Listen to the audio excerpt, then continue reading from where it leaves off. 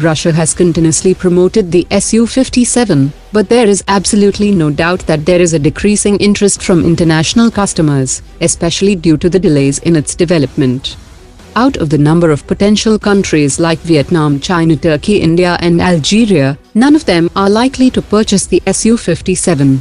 The uncertain pricing of a single unit ranges from $35 million to more than $54 million, and these mixed messages from Russia has added to the confusion about the performance of the Su-57. India was a significant partner in the program, but it had to back out of the program mainly due to Russia's reluctance to share codes, and it would have forced India to depend on Russia for future upgrades to the Su-57. China is unlikely to purchase the Su-57 because it already has its own J-20 fifth-generation fighter program, and the recent criticism in Chinese media makes it clear that China considers the Su-57 below the J-20 in terms of its stealth capability. Turkey will not acquire the Su-57 because the discussions have focused on Su-35. It was previously believed that Iran would most likely buy Russian fighter jets, but reports indicate that they would prefer the Chinese J-10C instead of Russian MiG-35.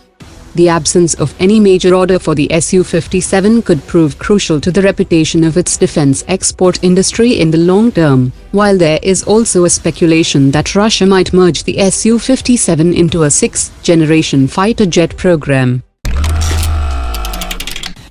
According to a recent Russian media report, Russia's S-400 air defense system had successfully targeted all incoming 12 simulated hypersonic platforms, after which some of the Indian news media quickly jumped to a conclusion that India now has capabilities to target hypersonic systems.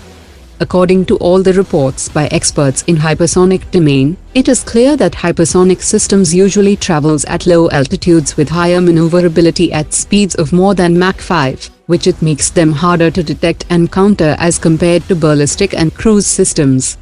Land-based hypersonic systems can only be targeted within few minutes after they are launched from the launch site, and it will be much harder to target them if they are launched from a mobile platform, or in case of an air-launched hypersonic system from fighter jets at 35,000 feet. It will be even more difficult to intercept if launched from ships and submarines. Top experts have said that Chinese workers have stepped up defense production, and Chinese submarine and shipbuilders are working overtime since 3rd March.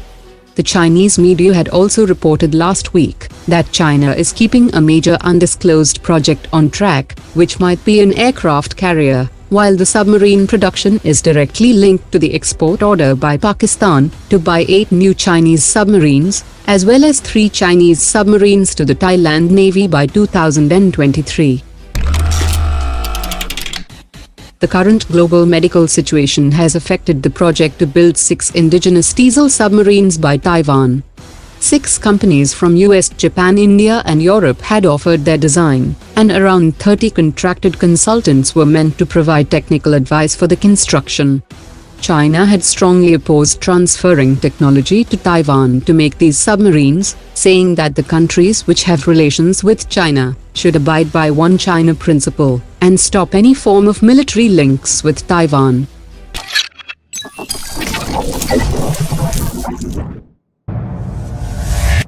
Omar dropped it.